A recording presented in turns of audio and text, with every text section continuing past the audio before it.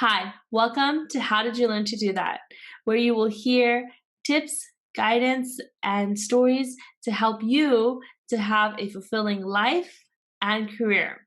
The inspirational stories that you will hear from people will inspire you to know that you can create anything you want in your life and it just takes commitment and action. So I'm excited to have you here. I'm excited for you to hear these stories, these guidance, and the tips that I'll be sharing.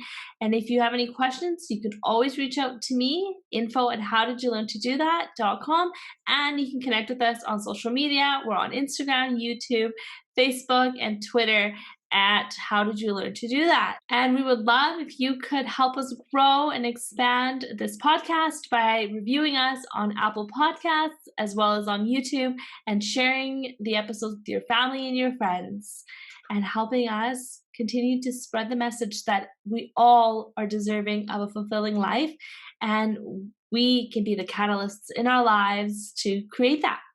All right, stay tuned for the next episode. Hi, everyone. I'm so excited to welcome Marisa on the How Did You Learn to Do That podcast. Marisa Phoenix Clark was moving in a traditional career path with a degree in political science and economic policy, and she found herself entering a career in the financial services. Despite the opportunities awarded by this career, she felt lost, longing for something that fulfilled her creatively. She decided to enroll in the Fashion Design and Business Management program at the London School of Arts in 2016 and launched her ready-to-wear clothing line, FAUN, in 2018. Dedicated to promoting sustainable development in her late mother's birth country of Vietnam, Clark has partnered with an ethically driven production facility, Saigon, to make high-quality, timeless, fair trade fashion accessible to the Canadian market. Since then, FAUN has stocked in boutiques across Canada and a sponsorship from Global Fashion Collective. Clark has represented collections on the runways of Vancouver, New York, and Paris Fashion Week. I'm so excited to have you on the podcast and to share your story about how you moved from your business and economics and the traditional career path and really following your purpose in creating your brand and your business and following this path. So I'm so excited to have you here. So excited to be here. It's so nice to finally talk to you again. Yeah, I was complimenting Marisa on her blouse, which is from her collection, and how beautiful it is. So I will share the link to her website and her online accounts so you can check it out and you can check out all her amazing pieces. So I'm excited to have you here and we'll just kick it off. I want to know more about how you learned that this was the path that you wanted to be on and how you learned to follow that feeling of wanting something more.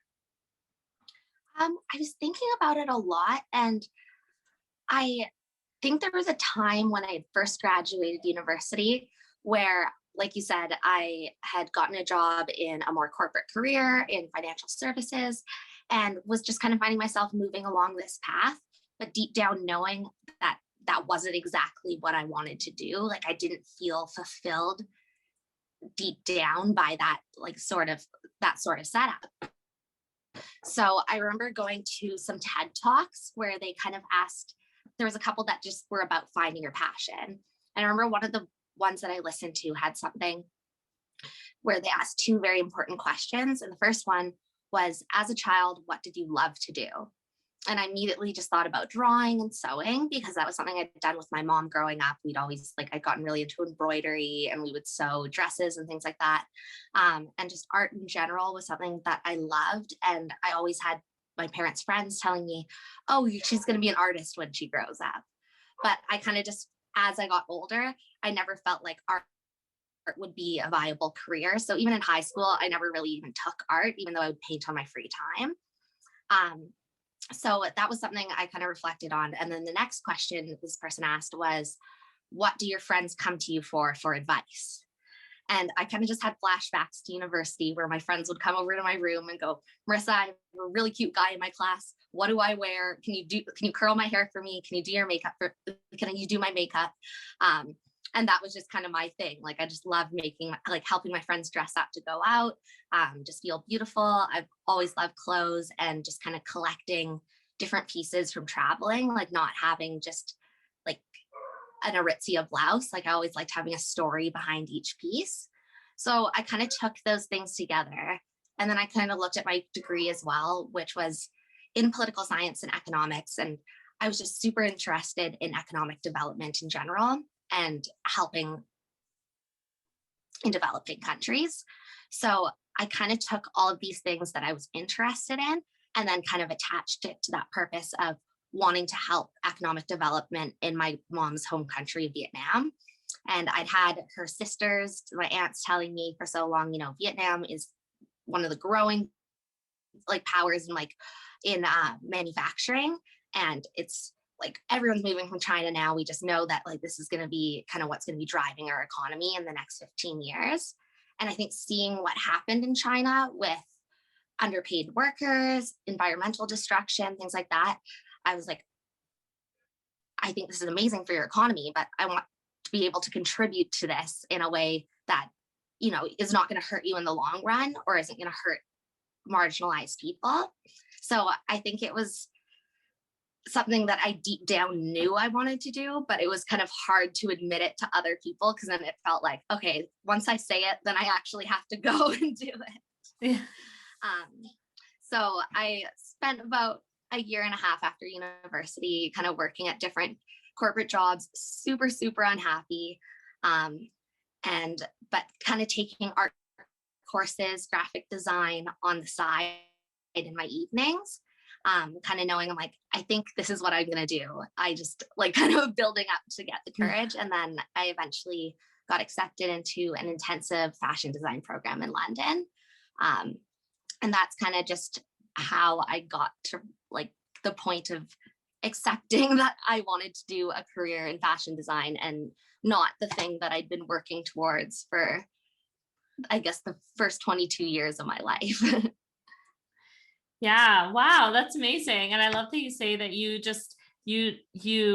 really just listen to yourself and listen to your intuition and just what was telling you that you needed to do something different. You needed to pursue that. And that question of, that one of the TED Talks said, what do all your friends come to for you?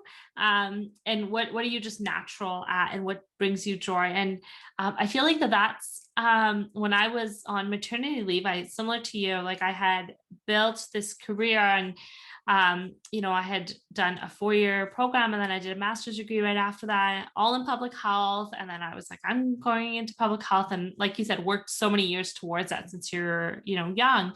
And I got into the career, got into management, did all the things I was supposed to do, like you said, and just realized that I wasn't fulfilled. Like I didn't see myself walking in every day at 9 o'clock and leaving at 5 o'clock and, all of that. And I listened to one of those TED Talks as well. And it said, write down your ideal day. Like, when could you start? When would you end? How many days a week would you work? How many weeks a year would you work? And I wrote it all down. And it turned out that what I wanted as my ideal day would not at all be within a corporate job or within your traditional sort of career. And so when I was on maternity leave, I was super excited actually to be pregnant and have my daughter, but more so because I get to take time off without really, I wanted to take time off before, but it's always scary, right? To take just a chunk of time and go on a leave of absence. So I was really excited to be on maternity leave. And similar to you, I was like, what are some of these things? And I think maybe I heard, I saw the recording of the TED Talk you're talking about because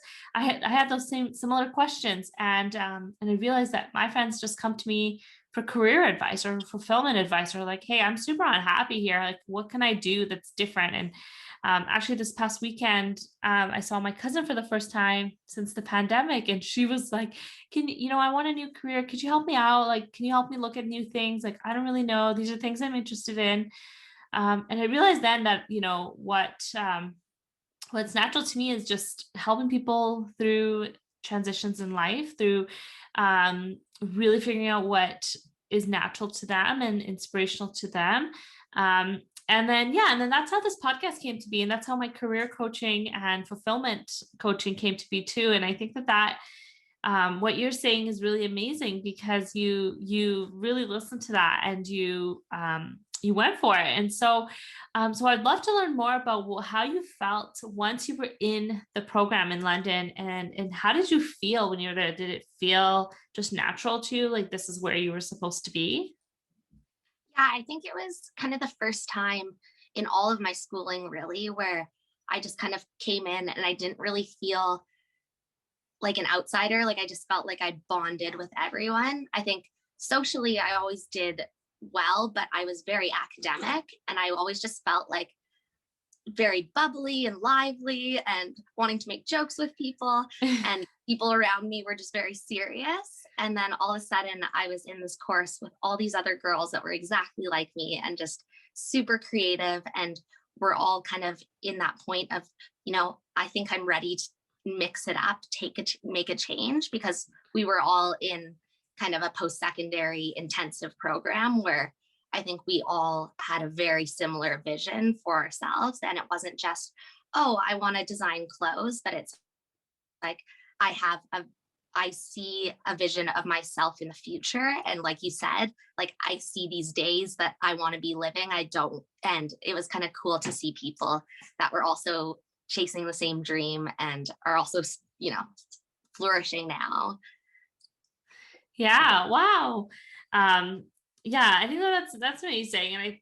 And isn't it just feels like you're going with the grain as opposed to going against the grain, and everything just seems so much easier. And so how did you, once you were in the program, so how did you start to really go through the motions of knowing what it is that you wanted to do? So now that you were pursuing the program that really felt normal and natural to you, but how did you know from there where you wanted to go in the fashion industry, because it is so big? What really drew you to developing FAUN, and how did you start? Yeah, I think definitely my schooling was very informative in realizing, yes, you can't just design everything or you need a specific market. And I really thought about how I could kind of tie these stories of traveling into a clothing company. And I really wanted it to be for women of like in a similar position, but not necessarily of a certain age range or something like that, but for women that want to be like somewhat unique, but also care about the environment and where their clothes come from. And one second, I'm just trying to think of the second part of your question. Um, Yeah, I think it was how you decided you wanted to move forward with FAUN, or how that fulfilled you and how you started. okay, perfect. Um, and yeah, I guess with my background in University of Political Science and Economic Development, I'd always been a part of a lot of different charities um, and different philanthropic. Or sorry, I'm just trying to think what I was trying to say there. Um, yeah, I've been a part of a lot of charities, and I really wanted to work in the NGO sector. Mm-hmm. And I'd worked for a couple over like various summers within university. And I kind of just felt frustrated. Like I kind of felt like I was on the outside, kind of asking these corporations, like, you should act in this way, or you should cut down emissions here, or something like that. And you're kind of fighting against them. And I kind of realized during that time, I'm like, I think the best way is to work from within an organization and have that be your core values. So I really took like an interest in sustainable development or sustainable design. And with FAUN, I think it was very important to me to use Vietnam and my connections there, and find the right facility to produce. So I know a lot of my classmates went for jobs in working for other designers or within other design companies. And for me, I think I was really interested in the entrepreneurial side as well, actually having a brand and not just focusing on runway, but having a way that I could directly get these products to consumers. And it's kind of like I always thought of it as I wasn't going into fashion design because I wanted to be a fashion designer. I went into fashion design because I wanted to find a way to ethically produce clothes for people in my market in Vietnam. Yeah, amazing. And as you're speaking and talking about your business, I can see how your political science and your economic development degree really is embedded and intertwined with what you're doing, and actually is a great combination of having that be a part of your fashion design degree, and really just allowing you to really get into the details of how you're producing your brand and the economic development for Vietnam and everything that you're doing, and the people that are working in Vietnam in the manufacturing industry. And I think that that's really amazing, because that really puts a unique lens on the work that you do, because you know the kind of ins and outs of and you know the whole trajectory of your business, you know, how things are made and how they're delivered and how they're you know, given to a consumer in their home and how they wear it. And I think that's amazing. And so spoke about it, you choosing Vietnam as the country that you wanted to partner with for your brand FAUN, and having it be a partnership with your aunts, and just listening to their advice. And so do you work closely with your family to show them your style and your brands and have their advice and give you inspiration? And where do you draw your inspiration from? Um, that's a great question. I've always been very close to my family in Vietnam. My mom actually immigrated here alone when she was 17 years. Well, we don't really know how old she was because there was some discrepancies with her birth certificate growing up in rural Vietnam. So she was kind of the first one of her family to come to Canada. Um, but her younger sisters have been incredibly entrepreneurial as well. I think it's just kind of a thing in our family of starting businesses. So one of my mom's youngest sisters actually owns a purse manufacturing company. Wow. And she was able to give me a lot of guidance in the beginning. And I pretty much spent a month after I graduated in Vietnam meeting different production managers, seamstresses, all these different people. And while I do speak some Vietnamese, it is not by any ways fluent. Like, I think I can understand a lot more than I can actually speak. So having them present and being able to, translate for me, and also get across the ideas of like certain aspects of my design, because I think I learned a lot about how to convey my designs and like how to create pieces through that time. So having their support was incredible. And then I guess your second question was inspiration. And I think I'm just inspired by a lot of things. I think, I've always, in my past collections, I've always tried to base them off of different places in the world and inspiration from both like their nature, but also like more regional designs and what artisans are doing. And I just love, like, that's one of the things that I loved before was like getting unique pieces that were created like in certain, like by artisans and things like that. So in our most recent collection, I went to a bunch of different button manufacturers within Vietnam and found ones that were using locally found shells, and also like kind of sustainable bamboo. So it's an interesting way to support a very small section of their economy. But through finding those, I found so much inspiration, was able to just, come up with pieces that I was really excited about.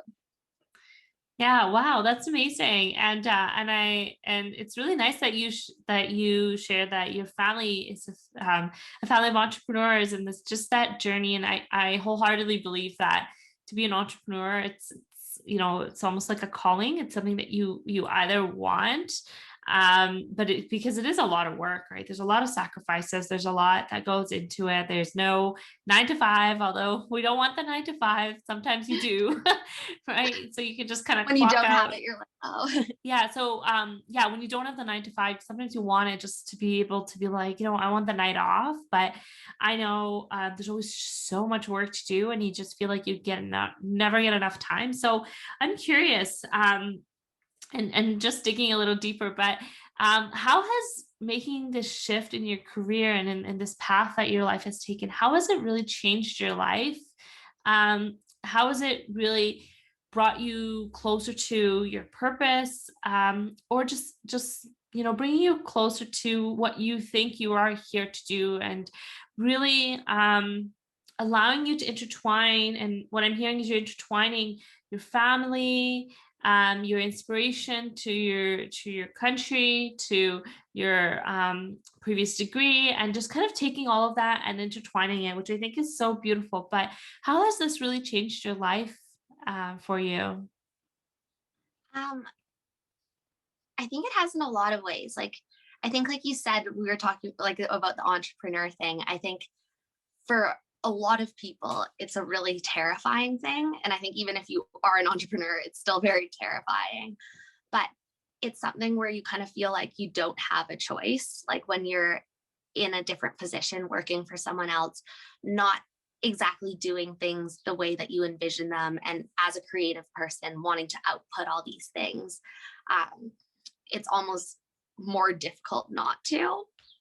And that's, I think, assessing each person's kind of risk tolerance and everything like that. But for me, it's like I kind of felt so down and so lost when I was in the safe career that it almost felt like I didn't have a choice. So I think for a long time, I dealt with like a very extreme level of anxiety and depression. When I was working, I just almost felt like, how can people be happy? It just felt so bleak. And I Yeah. think it wasn't until I switched into this career that I kind of just felt excited, because I did feel like I had a purpose and a bigger contribution that I could make. Um, but also on a personal level, it just makes me really happy to be able to do things that I'm truly passionate about and that I love, like on a day-to-day basis. Like I used to, when I was young, dream about working at a magazine.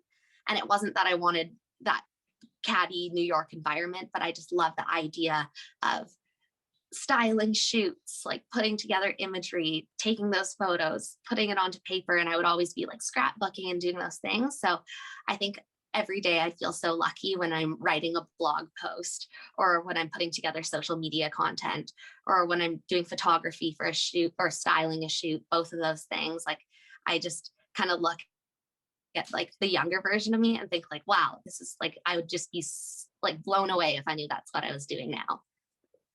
Yeah. Yeah. And so that takes me to my next question, actually. And I actually, I think and I'll share a story before I ask my next question, but I think what you're saying about, looking back to your younger self and having your younger self realize that this is what you're doing now and being blown away. I think that in itself is so inspirational, because there's a lot of things that and I say this because of reading all the parenting books and all the things about raising a child, and it just says that sometimes that we know our purpose when we're children. It just comes to us naturally, and it just comes in the things that we do. And you were saying that you were into art a lot and you were drawing a lot as a kid, and then you went into the career path of the financial services. And I think similar to me, when I was younger, I always enjoyed, at that time it was telling the news. Like I enjoyed broadcasting, I loved public speaking, and it was something that I loved to do, and I always wanted to share stories with anyone that would listen. And my uncles would actually laugh at me and be like, you got 5 minutes for one story and that's it. And and then obviously you grow up and then society starts trickling in, and society's like, what are you going to do when you grow up? And then you have a list of careers that are identified, and you pick the one that you think is the one that's for you, and leads to the career you think you want and all that. And but then at some point in life you realize that you're not fulfilled, and you want to kind of explore what it is that you should be doing that would be fulfilling. And that's similar to what you did, similar to what I've done. Is just looking back on your childhood, and just looking back on your history, and looking at your younger self and just saying like, hey, like, what did my younger self really want to do? What did I do? What was natural? And then if you are one of the lucky people to actually find the courage and to really get on the other side of that fear, and make it happen, it's even more beautiful. And I think that I actually am just coming up to a year on April 6th for my podcast. And now I'm like, oh my gosh, I used to dream about this for so long. And I'm like, I can't believe I'm here. And, at a year and I've just loved every moment of it. And it's my most favorite thing to do.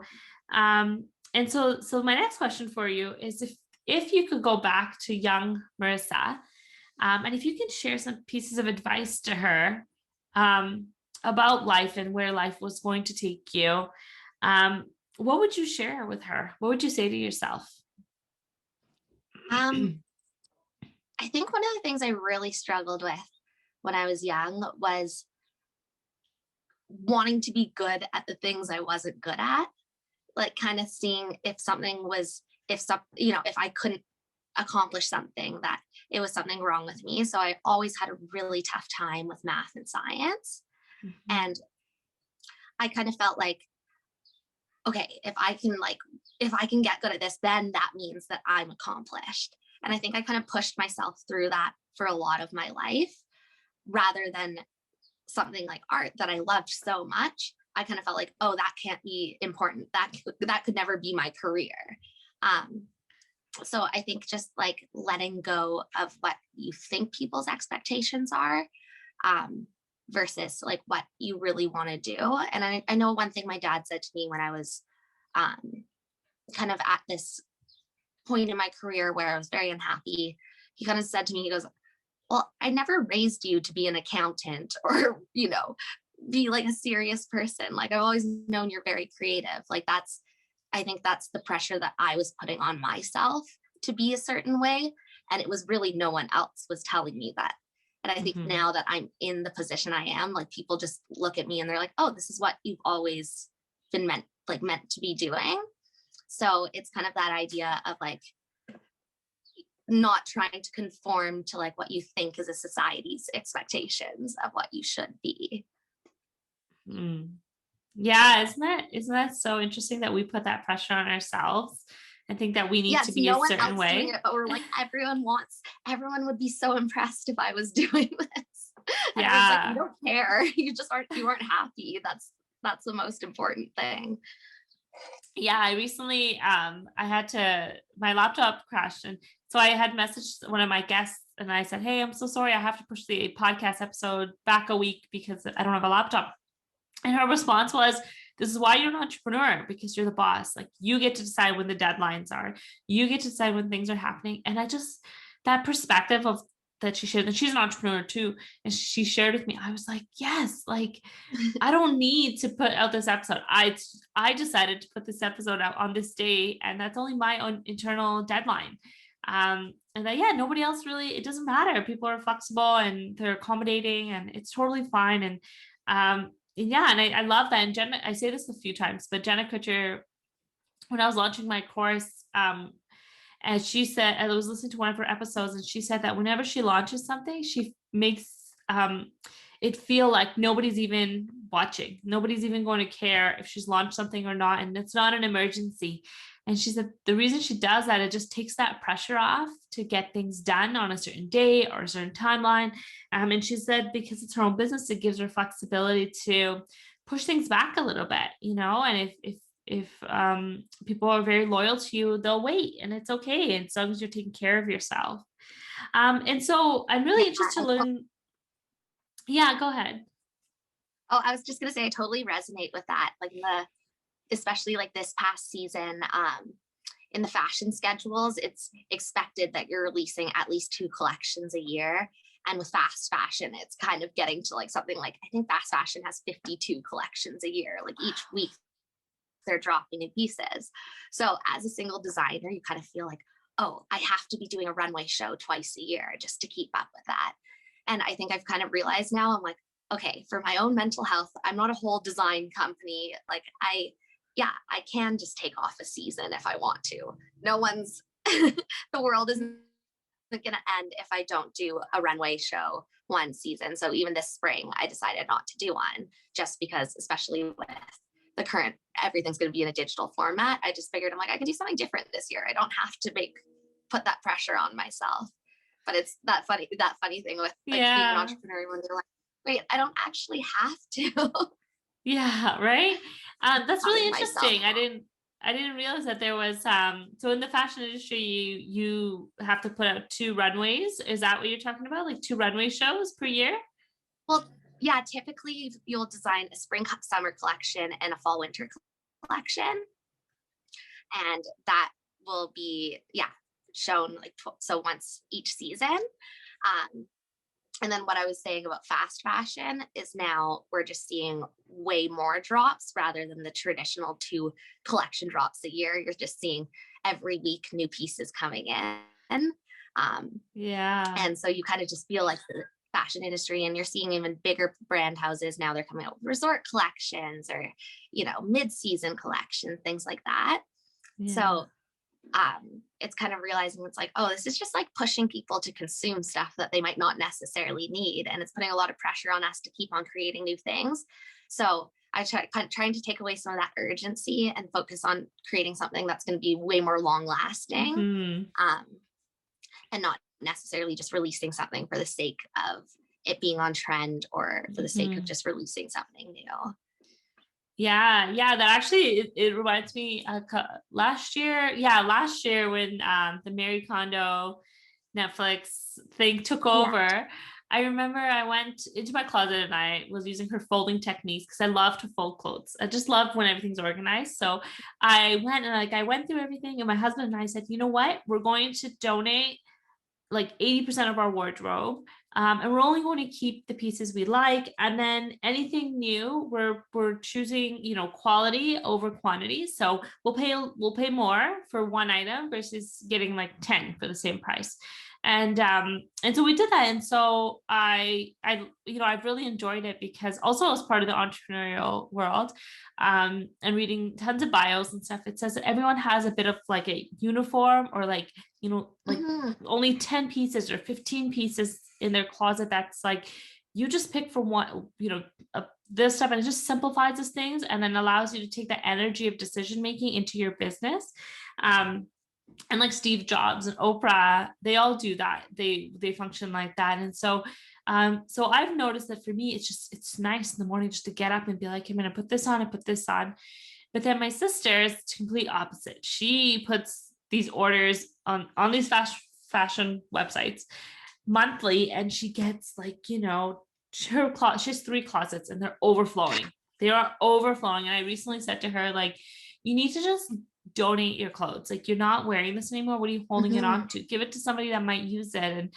And she's like, no, I might use it. There may be a time, and has that mentality. And so recently I was just talking to her. I was like, you should just, she said something like, oh, your top is so expensive, and I bought like 5 things for that price of your top. And I said, well, are you going to wear those 5 things? And she's like, well, no, I haven't yet, but I will eventually.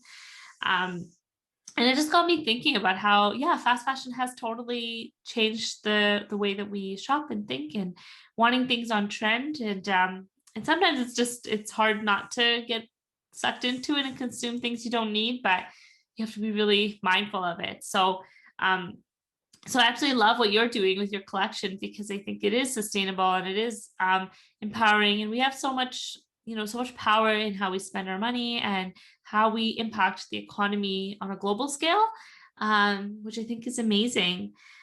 But with all of the work that you do on your brand and your business, and with obviously 2020 being a complete shift that you alluded to, and having everything be more digital now versus the in-person, how do you actually maintain your routines, or to manage your mindset, or to self-reflect, or to really just stay true to your purpose? So you were talking about it's hard not to want to do something on trend, but really just stepping back and saying, this is not my purpose. This is not what I want to do. How do you stay aligned with yourself? And when things do get challenging, what do you do to kind of check in with yourself, to really, really make sure that you're aligned with what you want for your life and also for your business? Well, I think this year, like you said, it's just turned everything upside down. But in a way, I think it actually has given me a chance to slow down and kind of reflect on all of everything that's happened. because since 2018, when I launched my brand, like I said, I kind of was designing a collection like twice a year, and managing all my sales, managing my social media, just kind of wearing 100 different hats and just going all the time, not really taking these breaks. And I think when everything shut down last year, I was preparing to do a fashion show with Vancouver Fashion Week, which was my version of toning it down because I wasn't doing an international show. And my dog had just passed away. And I remember thinking, like, really just don't want to be doing a collection this season. And then everything shut down and they're like, we're not doing the runway shows and everything. And I just remember feeling so relieved. Yeah. And it was like the first time where I was actually able to design my next collection, not in a complete rush and in like a complete madness of the sales season and talking to our buyers and at trade shows and everything like that. It actually just like gave me a lot more time to relax. And I just actually spent more time finally actually doing yoga, meditating, all those traditional, more self-care things. And it was almost by not having to travel and be at a bunch of different events, I think it was actually really good for me, even though I think it was also very unsettling and very difficult to adapt to. I think looking back now, it was kind of the time that I needed to work out a lot of things that I'd just been kind of avoiding by staying busy. Yeah. Yeah, I completely agree with you because I also agree that although the pandemic was very tragic and has taken tons of lives and totally shifted a whole bunch of things and caused impacts across the world, I do think also it was a time that allowed us majority of us to slow down, to reflect, to really just get back to the basics of what we need in life. And really just allowing us to reflect upon that as well, and I was mentioning my sister earlier, and she is someone that I'm much more in tune with myself and I do a lot more self-care and check in with myself, but she's not one of these people that wants to do this. She just masks any thought that she wants to just reflect on life or just connect with herself or work through some things. She masks it with being busy all the time. She was one of these people that was like, hey, do you want to come over? And she'll be like, yeah, I can come between 1 and 2. And then at 2, I have to go because I have to go here, and like that was her life was on a schedule because she packed so much stuff in at once that like it didn't even give her a minute to think. You know what I mean? Mm-hmm. But yeah, when the pandemic hit, she initially was struggling a bit because she was like, well, I have all this free time and whatnot. But then she actually ended up spending that time reading some books and really getting to know herself and what's important to herself and all these things. And she actually was supposed to get married in September 2020, and she had this like elaborate wedding planned in Greece and all this stuff, like, it was like 7 days, and it was like across 3 countries because it was in Canada, then it was in the States, and then it was in Greece. It was like insane. It was really crazy. I was a little worried. I was like, I don't know how I'm doing this with a 15-month-old, but but I was like, she's my sister, so I have to go. But obviously things got changed, right? And so she's getting married actually this August, and it's totally different. It's just small, it's intimate, it's 10 people, it's and it's just the shift in her mindset about not having that pressure to have like the best and biggest wedding. And she's just feeling much more relaxed about it. Obviously she's upset that she can't have a big wedding because she'd love tons of our family and friends to be there. But she's just doing it because she's like, it's just a wedding. It's fine. Like, it doesn't need to be this pressured Instagram or Pinterest worthy sort of wedding. And it's just that shift in our mindsets that I think the pandemic has allowed us to make. Yeah. It's kind of like you said, I think it is really easy. Like, you don't want to sometimes confront certain things that are going on in your head or things that you need to work through. So you just get busy or find other distractions. And I think that's just human nature. And yeah, I think that's why it was a struggle for everyone. But I think in a way, a lot of people have come out better. Yeah. And I was, the queen of that, just being like, I don't want to think about that. So I'm just going to be really busy. Always being like like a distracted place, but it's been good. Yeah. And so what are some things that you would someone that, was similar to you in wanting to just be distracted or just kept busy, not really working through whatever it is that they wanted to work through or think about. What are some things that you do or you did that you'd like to share with people that really helped you and that might help them as well? I'm trying to think of it something specific. It could be anything that yeah, it doesn't have to be unique or too specific. It's whatever helped you, whether it was journaling or just like you said, you did yoga, meditation, and how you started that. Yeah, it could be anything. Oh, okay. Okay, yeah, I guess like during it, I feel like everyone picked up a bunch of hobbies. So the things that I got really into was like making polymer clay jewelry. Um, I took up ukulele. Like I'd always played guitar, but I was like, I have a ukulele. I might as well learn to do that.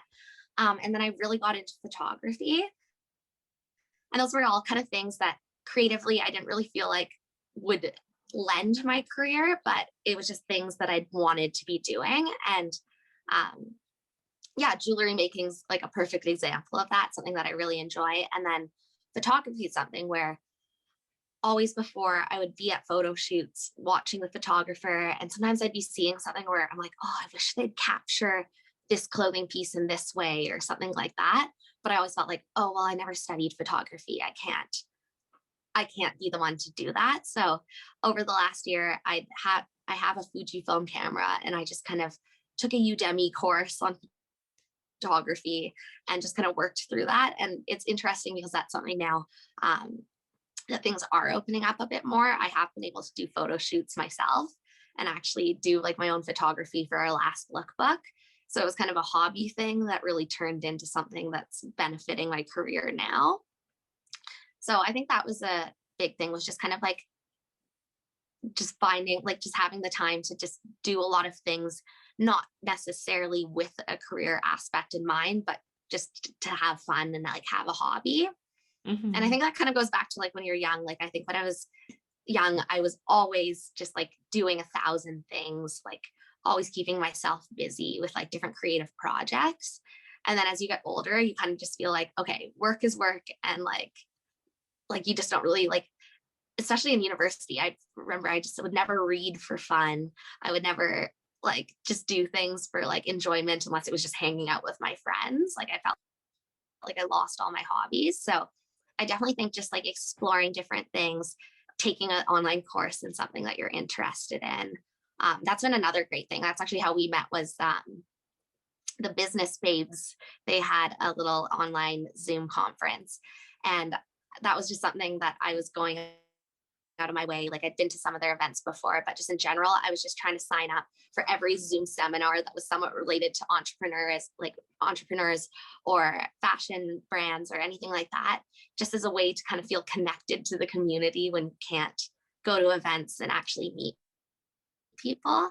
Because I think that's just one of the best things about working for yourself, is getting to meet people that are in a similar mind frame, that have also, are starting to pursue their passion. And yeah, I think it's been harder, but it's kind of in a way opened it up, because I'm like, oh, I can just have it in the background while I'm working every day at noon, have a different little like conference and connect with Yeah. people that way.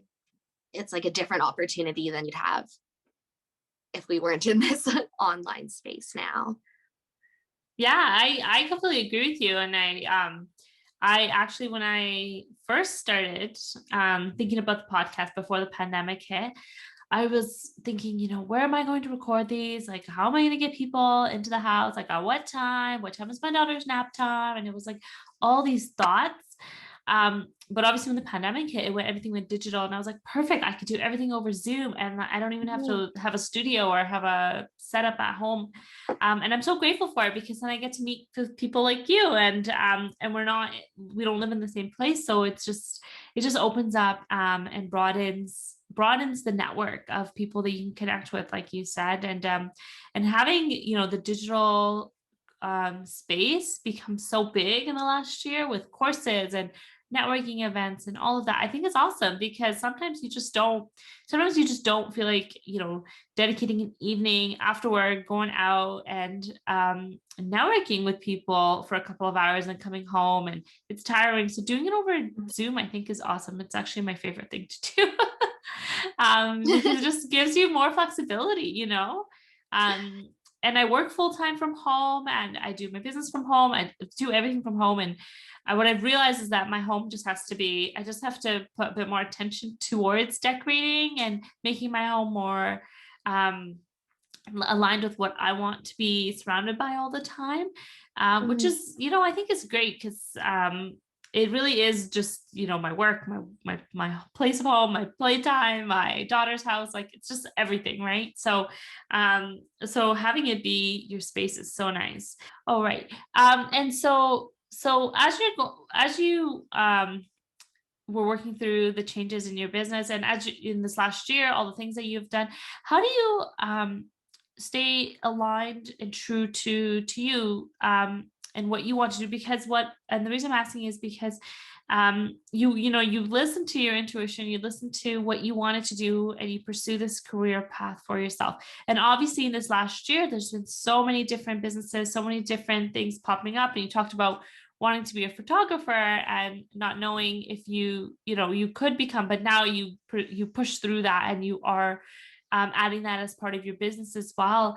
And so how do you actually stay aligned and stay true to yourself and what you want to do with all these options that are out there now? And as you were talking actually about the polymer clay earrings, I was just thinking about how much I saw those before and how much I loved them. And how you said you were able to maintain that as your hobby, even though you love jewelry. And so my thought when you said that was like, why not just create them and add them to your collection?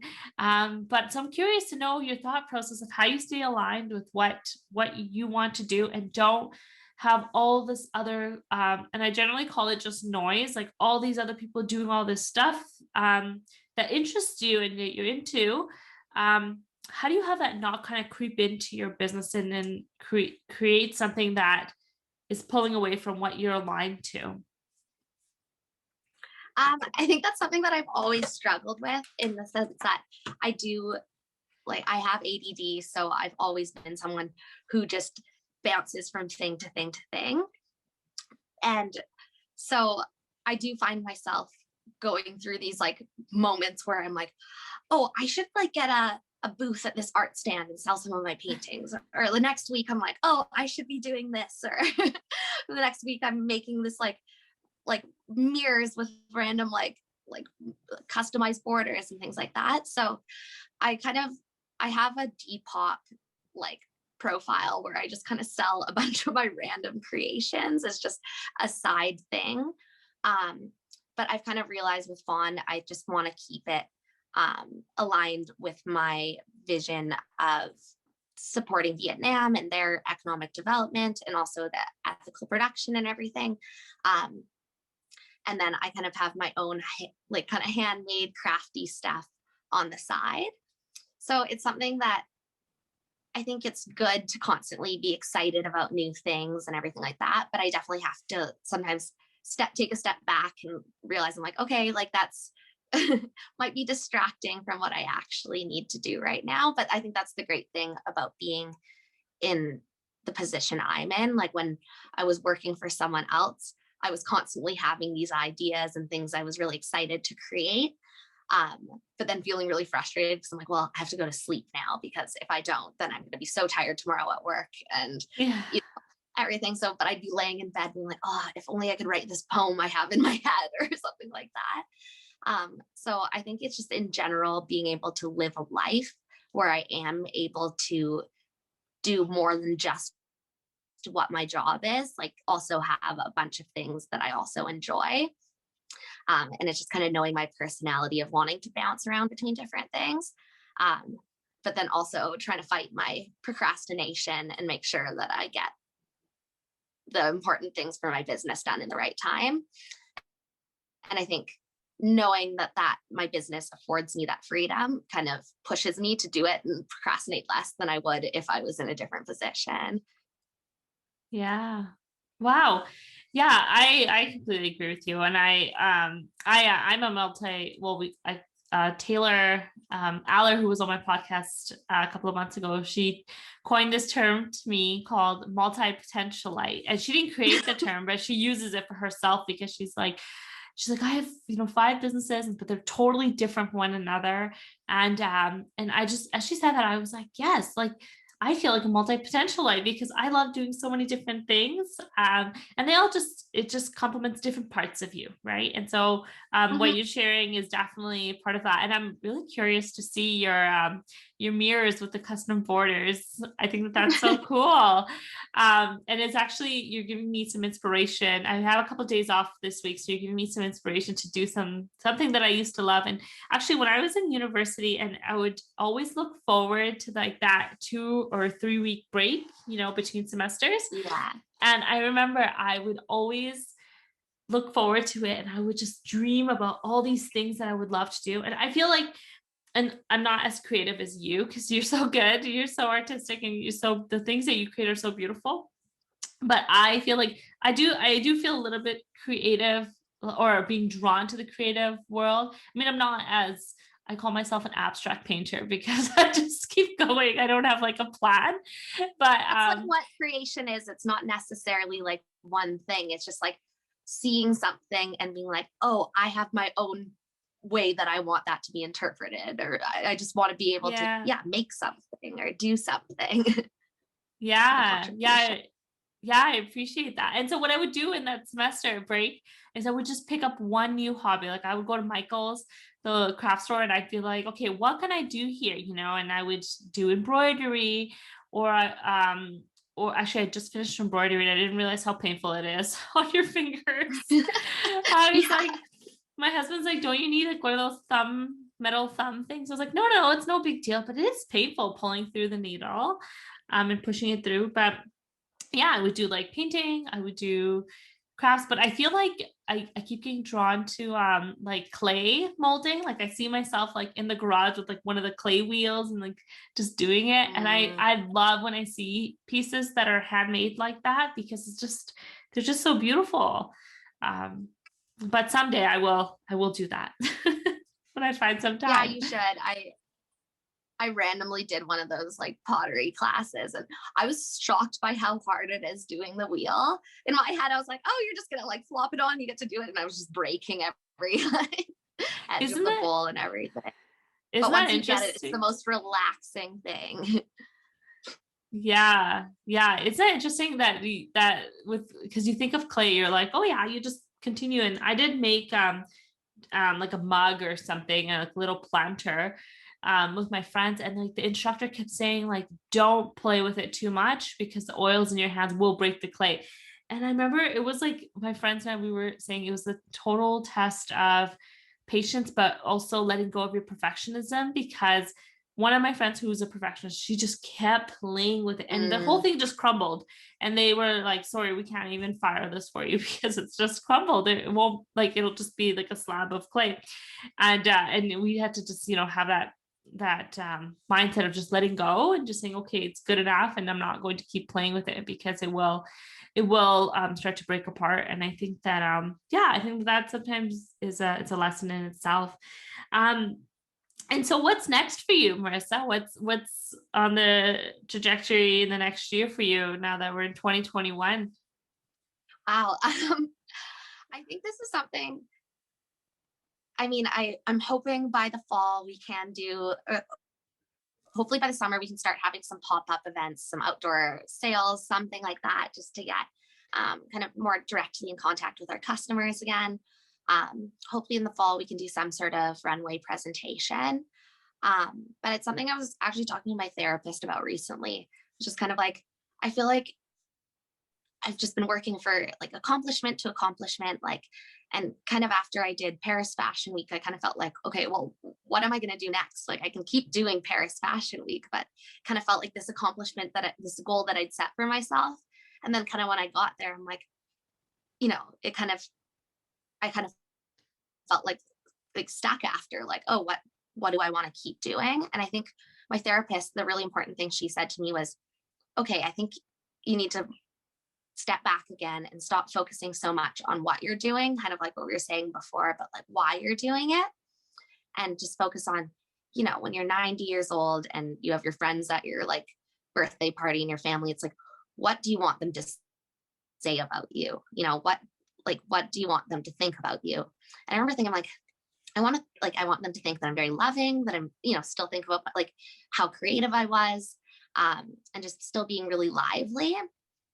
And so it's kind of now realizing I'm like, okay, it's, yes, like I have goals in my career and like milestones that I want to pass, but I think it's just in general now realizing I'm like, okay, it's an overall picture of like how I can take care of myself and the people around me, and just generally trying to live a like happy life that's like focused on like, yeah, bringing joy to people around me and myself, rather than just like the actual like design itself, or, you know, my actual business. But I think it'll all kind of feed into itself. So that's what I'm trying to focus on, is less like tangible milestones, but just general well-being and, yeah, self-care. Wow, that's amazing. And that's so inspirational because it's true. It's just, you know, we can't just keep checking off these boxes and just kind of creating this goal and then making it a little bit bigger and bigger and bigger and just getting there and just realizing that, you know, what you know, that you like you said, you feel stuck. Okay, so what's next for me? But taking that time to do some of the introspection and just connecting with yourself, and yeah, like you said, really looking forward to your 90th birthday and saying like, what will people say about you? And I really appreciate that, because I started this business because I wanted, with the purpose of time. I said that, you know, I just want more time in my life, more time to visit Mhm. family, more time with my daughter, more time, you know, and I was feeling that whenever she would be sick and home, I felt frazzled because I was like, well, I have obligations of my work. Now I have to take care of her. Like I can't give her 100%. And I would prioritize my work Mhm. over her. So when I started this business, I was like, I want to prioritize her over my business. And if it's my own business, I can do that, and I could switch the hours, and have an introspection.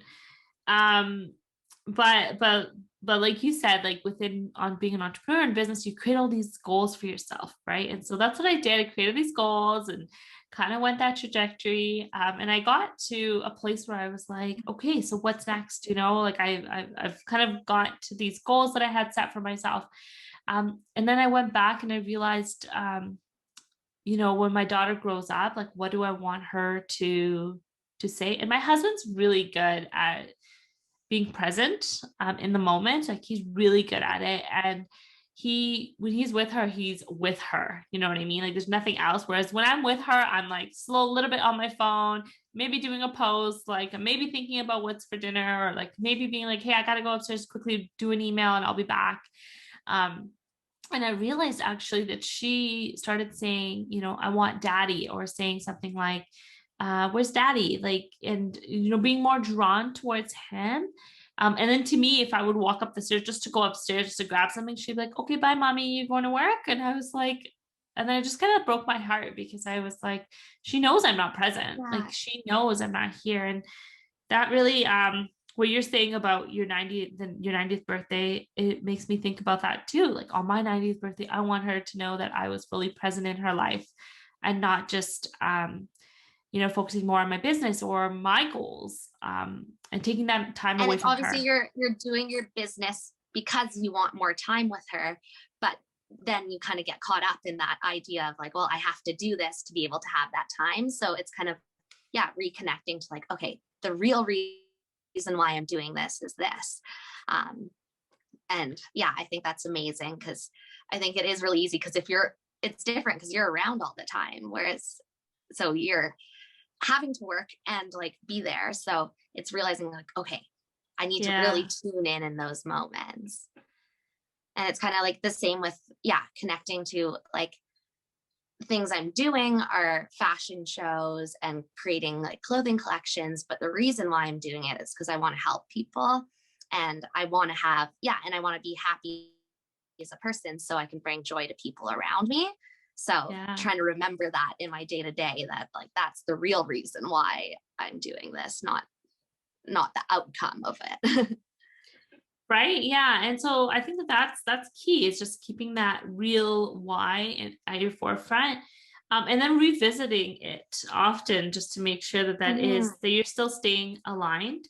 Um, I think is key. And yeah, and so yeah, now I just chunk off like when she's in school, and when she's home, like that time is like in my calendar, it's blocked off. I don't do any work and I leave my phone upstairs now.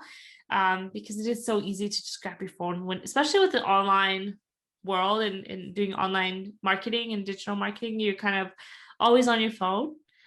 Um, so yeah, so it's nice to just kind of get a bit of a break and spend that dedicated time with her. And so I really appreciate what you shared about what's next for you is introspection and just taking care of yourself so that you can take care of people too. Thank you. Yeah, that's awesome. And so I really appreciate you sharing your story, sharing about yourself, your brand, and really giving some great tips and advice to people that might be in the same place as you about trying to sort out kind of what's next for them. And so, is there, if somebody was in your position when you were just coming out of university, starting your career in your financial services, and wanted to get into fashion design, for example, what would you say to them? What is the advice that you wish somebody said to you at that time? Um, well, I was really lucky, and I had met someone who had finished a similar program that I had.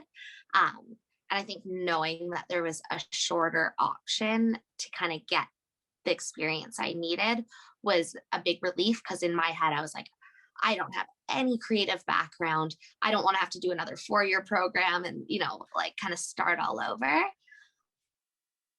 So I think the fact that there is so many online resources now, and you pretty much can take like a full program online if you want to.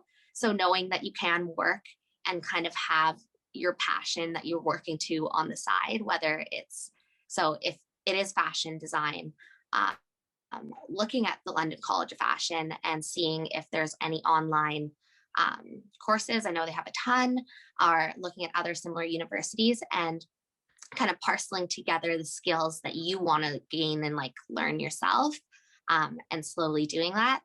And I guess the second thing is just like never feeling like you're stuck.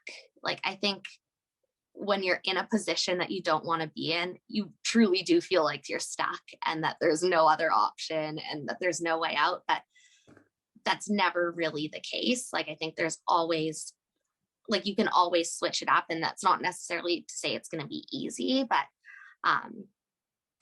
yeah. And I'm sure if someone told me that at that time, I'd be like, well, I am stuck. I really can't. But I think it's just knowing that it does, yeah, it will get better and easier.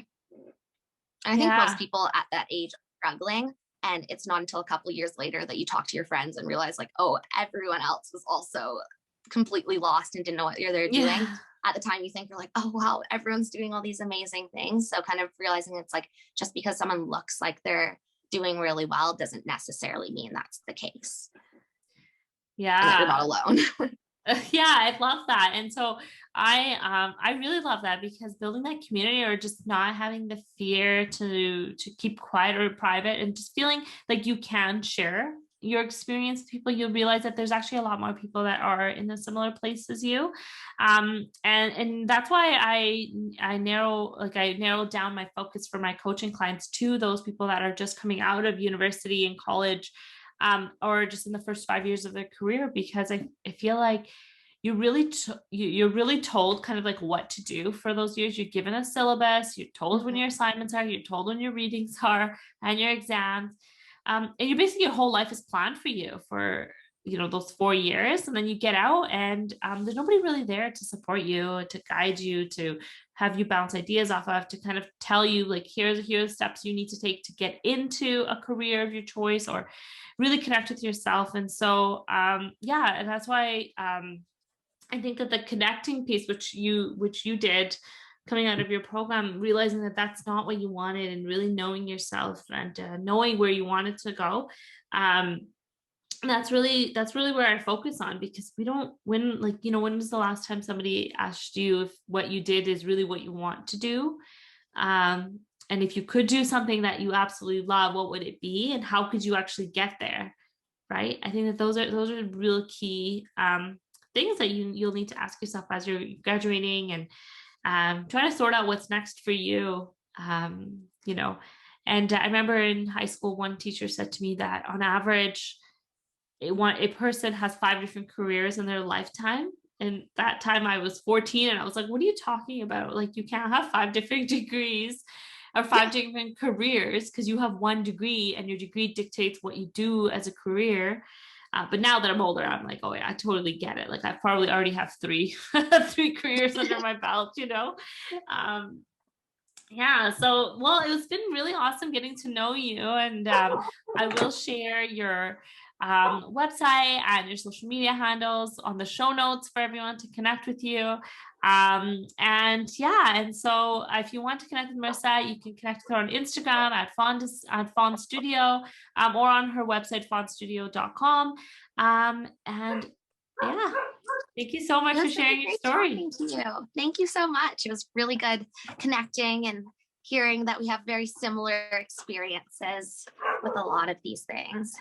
Thank you so much for listening to the end of that episode. I hope that you have learned something from that episode that can have you getting closer to a fulfilling life and career. There's so much out there in the world that you can learn, you can experience, and you can apply to your current life that will help you start making those little steps towards a career that you love and that you're inspired by. So I'm excited for you. I can't wait to hear what you're doing. I would love for you to share with me over on our social media, or you can send me an email and let me know. You can visit our website, howdidyoulearntodothat.com, for the show notes and for blog posts and to hear more about what we're up to. And of course, we would love if you could help us grow by reviewing us on Apple Podcasts as well as on YouTube, and sharing with your family and your friends. All right, we'll see you next time. Bye.